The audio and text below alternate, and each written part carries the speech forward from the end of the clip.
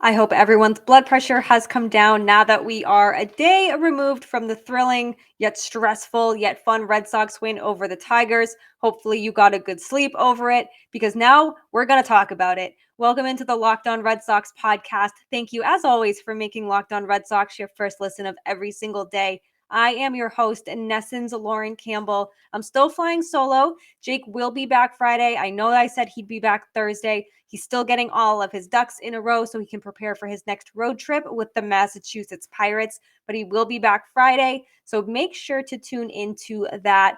But Wednesday's game, holy smokes, because 9 runs almost was not enough, but it was at the end of the day, the bats came alive, and that's what we've been harping on for the last few episodes. The bullpen almost gave it away at the end, but Hansel Robles somehow, some way, saved the day, saved the game, and the Red Sox were able to improve to 500.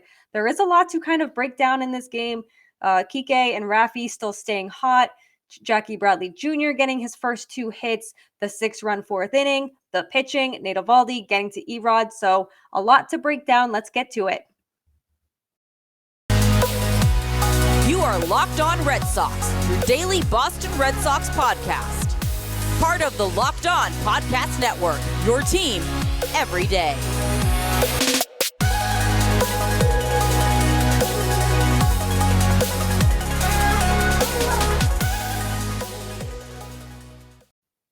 So I guess the first bit of good news that came out even before the first pitch was thrown on Wednesday afternoon was that Trevor Story was back in the lineup.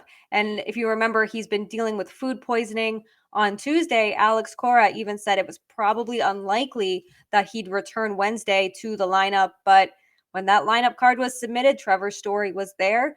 And it was good. It was good to see him back in there. There was a lot of reports and Alex Cora saying he was feeling weak. He couldn't initially travel with the Red Sox to Detroit, but he did meet the team there. So good to see him healthy. Good to see that he rebounded from the food poisoning. Food poisoning is no joke. And Trevor Story was part of this really, really fun 6-run 4th inning. So the Red Sox were playing against Erod for the first time in Erod's career. And Detroit fans were treated to what Red Sox fans have known a long time and seen a long time from Erod, is that just one inning and can just unravel for him so quickly. So it started with an Alex Verdugo sac fly. The game at the time was tied 1-1. He made it 2-1.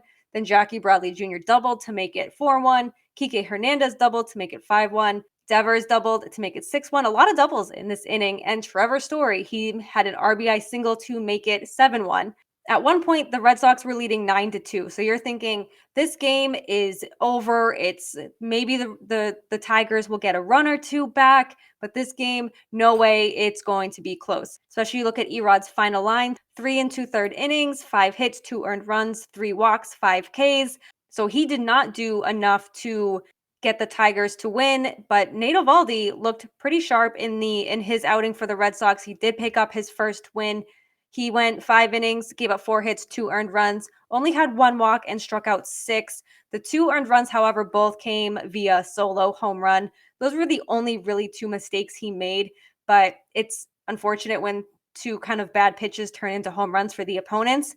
But you look back on the final score of being 9-7, and it's like, oh, if Eovaldi could have just gotten out of those innings without the home runs, maybe this game wouldn't have been 9-7. 9-5 sounds a lot more comfortable than 9-7. But this offense, I think, is a big story from this game, aside from the bullpen, which we will get into. But the Trevor Story went 2 for 5 with an RBI after, like I said, being unlikely to play. Kiké Hernández, he started the season 0 for 19. Now he's 4 for his last 9, so he's really starting to find a groove. After the game, he told NESN's Jemai Webster that his biggest takeaway is that the bats are heating up, and he's absolutely right. Christian Vázquez was the only player in the Red Sox starting 9 on Wednesday to not record a hit, but he did have a sacrifice fly to make the game 8-2 at one point. So he's not, he's still being productive there in that spot. But to see these bats finally come alive after struggling with runners in scoring position, leaving several men on base during games, they're finally clicking. They're swinging well, they're making tough contact, and they're scoring runs. And I think that's obviously the most important part, is that the offense has figured it out, or at least they're starting to figure it out. And that's going to be bad news for opponents. However, the bullpen could be this team's kryptonite. We have talked about this bullpen since the lockout ended. We've talked about it since during the lockout, before the lockout, after the 2021 season. It's always been the bullpen. Now, Matt Barnes has looked fine. I don't think I'm ready to trust him in a closer role, but the bullpen on Wednesday nearly gave this game away. So, like I said, the Red Sox were leading at 1.9-2. You think this game's in the bag. Red Sox are going to cruise for the next couple of innings. That was anything but the case. Austin Davis came in. He gave up 3 hits, 2 earned runs. He walked a guy and struck one out. Didn't look his best at the time. The game was, again, thought the game was done. So I wasn't putting too much stock into his struggles. I thought he would probably be someone who would struggle anyway, just judging from everything that happened with him last year. And then Kutter Crawford, who's been sort of reliable for this Red Sox team, came in and he looked good to start, but then he ran into a world of trouble. He loaded the bases in the 8th, and that brought Miguel Cabrera to the plate. That's probably the last person you want at the plate when the bases are loaded in a situation where you can tie the game with one swing of the bat. So once the bases were loaded, Miguel Cabrera's at the plate. Alex Cora decides to go to Jake Diekman. And he had the save the other night. It was like Lord and Savior Jake Diekman. So you're like, okay, he did get Miguel Cabrera to strike out. Okay. But then he allowed 2 more runs to score. He hit Austin Meadows that forced in a run. And then all of a sudden it's 9-7. And you're looking and you're like, what the hell is going on? The bats wake up, the bullpen's imploding. Oh, I think I've seen this film before, right? So Alex Cora goes back to the bullpen. He calls on Hansel Robles with the bases loaded and 2 outs, and he gets out of the jam. I'm going to give this guy credit where credit is due. He got out of the jam. He returned for the 9th, and he saved the day. He was able to get the Red Sox the win, or help get them the win, and he was able to contain the Tigers' bats. It was a very stressful win, to say the very, very least, but it is good to see these bats come alive. The bullpen, it is what it is, right? We know what they're going to bring to the table. We think we know what they're going to bring to the table. But having Hansel Robles on the mound to save the game, to have to protect a 2-run lead is scary. I mean, having really anyone out there who isn't Garrett Whitlock to protect the lead is scary. And Garrett Whitlock obviously was unavailable because he pitched 4 innings on Tuesday. And you want Garrett Whitlock to be available when you need him to be. But you can't have it both ways right now. They're trying to stretch him out to go longer innings. When he goes longer innings, he's not going to be available every day, every other day. But the good news is he should be available for Friday. There's no reason he shouldn't be. But you look at this pitching, and like I mentioned earlier, Nate Eovaldi did all he could to get the Red Sox this win. And he did move to 1-0. He did get his first win of the season, but it's still, he did enough for the Red Sox to win. And I feel like that should be enough. The 9 runs should be enough. I shouldn't have to be stressed about the Red Sox potentially losing this game, though it very Red Sox to lose it in bullpen fashion that way. But it's just, again, the offense, it's finally giving you what you need from them. The bats are waking up, they're finding their chemistry, they're finding their swing, and the bullpen is like, oh, I think now is the time we're going to break down.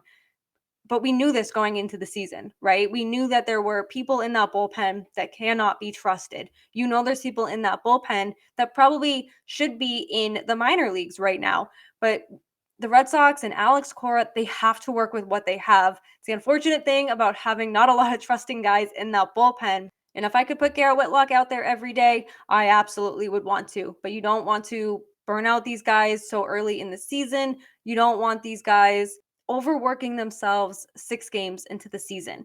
The Red Sox are 3-3 right now. They're coming home on Friday. They have all the momentum in their favor. They're 3-1 in their last 4. They've won their last 2. So let's carry that momentum into the homestand and let's get back on track. Let's get back in front of your home fans. Let's get back to having Fenway Park just be buzzing all night long.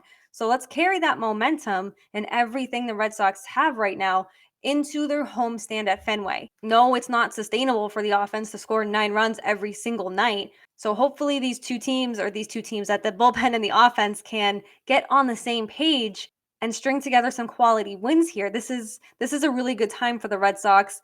It's so early in the season, but now is when you want to get these wins. I talked about this on Wednesday's episode. You want to get these wins early. And if I took the Red Sox to win the World Series before the season started, I'd probably be feeling a little nervous, especially given the numbers on BetOnline right now. BetOnline.net is your number one source for all of your betting stats and sports info.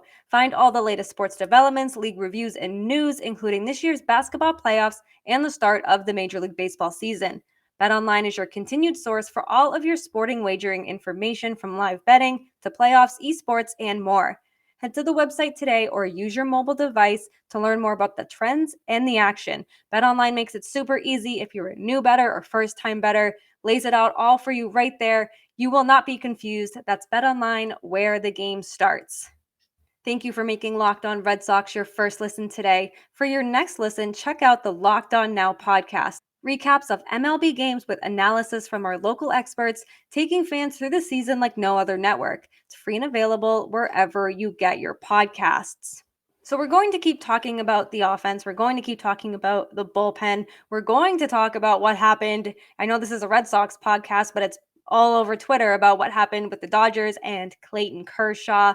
But Rafael Devers continues to be a bright spot in this lineup. I know everyone is screaming, sign the man, pay the man, and he's continuing to really play himself into a contract extension. I think that if he keeps this up, I don't think there's a choice but to get a contract extension done. He did have a flyout at one point in the game. And if you don't follow at Wooded Dong on Twitter, you have to go follow this person because they take flyouts and home runs and they see where they would or would not be home runs throughout all the other MLB ballparks.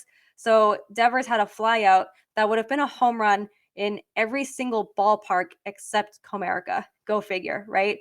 So even though the Red Sox didn't really need that run, though 10-7 would have made me more comfortable than 9-7, it's still crazy to see how different ballparks can be. The dimensions of Fenway don't make any sense. There's the triangle at 420. So it's fun to see just how home runs and flyouts compare to other ballparks throughout the country, throughout the league. So that's really fun. But Kiké is finally finding his swing. It was only a matter of time before he really heated up. And I think that's going to be the case.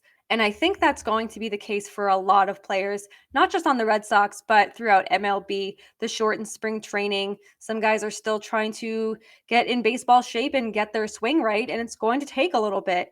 But Kiké's finally finding that stride. Rafael Devers didn't even need to find the stride. He's always been there. But it was nice to see Jackie Bradley Jr. get his 2 hits, really contribute to the win on Wednesday.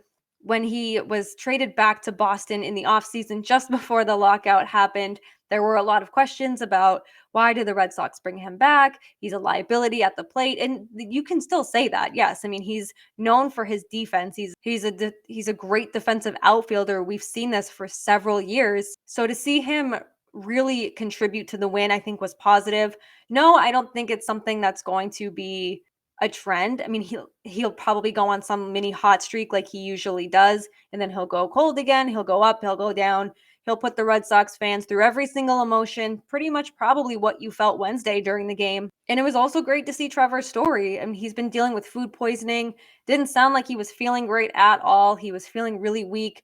And with food poisoning, you're probably super dehydrated. So to see him come back, go 2 for 5, and on a day that he wasn't supposed to play, it was very unlikely. And it was good to see him in the lineup, get those hits, contribute. And in the rain, too. It was a crappy day in Detroit. There was rain in the forecast for most of the day. It poured rain at some points. It was raining throughout the game. You saw the fans and the ponchos and everything. So hopefully he can continue that and bring that into Fenway Park on Friday. Hopefully JBJ can do the same thing and just kind of contribute. And you get these contributions from everyone in the lineup. This is what happens. You score 9 runs. Now, usually you're not going to let the other opponent come back and almost rally to beat you, but it's good to see. It was just a really good offensive showing, and I think it's positive because it's the last game of the road trip. They have to travel back to Boston, and I don't think anyone's checked out, but it's also it's on their minds that they're going back to Boston. They're going home for the first time this season. They want to go on a high note, of course, and they probably felt really good being up 9-2. I think any team would, but it just goes to show that this bullpen even though they were fine, they weren't the problem in the first few games here on the road. They've become the problem, and they nearly gave this game away on Wednesday, and I'm glad they didn't, but it kind of highlights that maybe they needed to go after a bullpen arm in the offseason. And even with Chris Sale at the time when you knew, or at the time you thought he was healthy, you obviously did not foresee his injury coming. That didn't help the bullpen. You needed a reliever. You needed a longer inning guy, because what you have now still cannot be trusted. So hopefully Matt Barnes can continue to get work, continue to look strong out there. Again, there's no closer for this team, and I don't like the closer by committee thing. Not really a fan. If he could return to form and kind of get that trust back, of course, I'd love to see that. But there's so many question marks in this bullpen, and I think they're not going to get answered. I think we're going to get clearer answers on who these guys really are and how they are in close situations, easy situations, quote unquote, easy situations like a 9-2 lead, and see how they fight back, see how they battle. I hope that the rest of the season, if the Red Sox lead 9-2, they win 9-2, maybe 9-3. I can deal with that. But holy smokes. Now, Nate Eovaldi did not have a no-hitter. He did not have a perfect game going at all. But over in the National League, the Dodgers had Clayton Kershaw going for 7 perfect innings, and they decided to pull him. You may be thinking, well, his pitch count was probably high. He only threw 80 pitches. And I know it's so early in the season. You obviously do not want to burn out your ace of the staff. The Dodgers are one of the World Series favorites. You don't want to risk injury to someone like Kershaw this early in the season. I totally understand that. But this guy has not thrown a perfect game in his career, and he's 6 outs away. I feel like you have to let him go for it, Dave Roberts. What the heck? It made me mad. It was just really frustrating to see on Twitter and to get the notifications that Kershaw was throwing a perfect game, because I love perfect games. I love no-hitters. I think they're so fun. Even though there's no hits going on, there's no runs being scored by the opponent, it's still so fun to watch this pitcher go for it, especially someone like Kershaw, who has done so much in his career. But no, Dave Roberts had to play fun sucker. He went and pulled Kershaw out of the game. I don't like it. You can tell me it was the right decision. I can't understand. I really can't understand why he did pull him, but I feel like you have to let him go for it. I don't care that it's this early in the season. You just got to let him try. But I'd love to know what you think. Let me know. Leave some comments. Find me on Twitter. So that was around the league. That did not happen in the Red Sox game, but I know that if Eovaldi had 7 perfect innings and Alex Cora pulled him, there would be a lot of anger, probably. But hopefully, if that is the case in Boston, we have somebody throwing a perfect game or a no-hitter. Alex Cora just lets them be, because it's going to be a rare rest day for the bullpen, and you're going to need that, especially as we get deeper and deeper into the season. We are going to end this show, as we always do, on a positive note and get you jazzed up for the home opener. It's 24 hours away. I'm super excited for the Red Sox to come back to Fenway, and I hope you are too. So for the third segment, we do our mental health minute. And on Wednesday, I was thinking a lot about betting on yourself, because you have to at some point bet on yourself, right? To take that leap of faith to excel your career, excel your life, do something maybe you never thought you would do, kind of step outside your comfort zone. And I was thinking how 2 of my close friends, when they've bet on themselves, they've won the jackpot. I have one friend, Taylor. She's amazing. She moved to Boston from Arizona a few years ago, but she is so Arizona. She's Arizona through and through. That's where she belongs. She took a leap of faith just before COVID hit the US and moved back to Arizona. She didn't have a job lined up or anything. She was going to do some freelancing. COVID made that super difficult. But at the end of the day, she continued to market herself. She continued to network herself. And now she works for the NFL and the NFL Network on their social media team. And then my friend Krista, she's actually my maid of honor in my wedding. She left a nice paying corporate 9-to-5 job. She was an accountant. She didn't love it. The money was good and everything. And the 9-to-5, it is what it is. But she decided to leave the comfort of the corporate world and go work for a startup marketing company, because that's what she wanted to do. She wanted to do marketing. She knows what she brings to the table when it comes to marketing. So she left that comfortable job to work for a startup, and she's crushing it. She just got a large promotion. She just got back from LA at a really big conference out there with her boss, and she's so much happier. And I think that's the fun part in betting on yourself is you want to make yourself happier. You want to give yourself a better life. So basically what I'm saying is if you are in a position to do so, bet on yourself. You always hear, oh, we have one life. You should live it to the fullest. I know not everyone is in a position to just up and leave their job and maybe work for a company that's not going to pay you as much or not offer the benefits that you have right now. But at some point, you have to step out of your comfort zone. You have to bet on yourself, whether that's a job, whether that's something you've never done before. Maybe it's just skydiving. Maybe you can just take that leap, literally take that leap of faith out of an airplane and skydive. Do something that excites you, do something that scares you. And not every day. I mean, you don't need to be testing the limits every single day, but bet on yourself. So you have to bet on yourself because if you don't, who will? And this could be life changing, it could be day changing, it could be mood changing. Just take that first leap and you'll be so happy you did. I've bet on myself a few times. And who knows, I'm probably going to have to bet on myself in the future. My fiance is probably going to have to bet on himself in the future. So it's fun, it's scary, it's exhilarating. But if you don't do it, you'll be stuck wondering, what if I did that? Well, I wish I did do that. So take that leap of faith. It's just been on my mind heavy this past week. Don't really know why.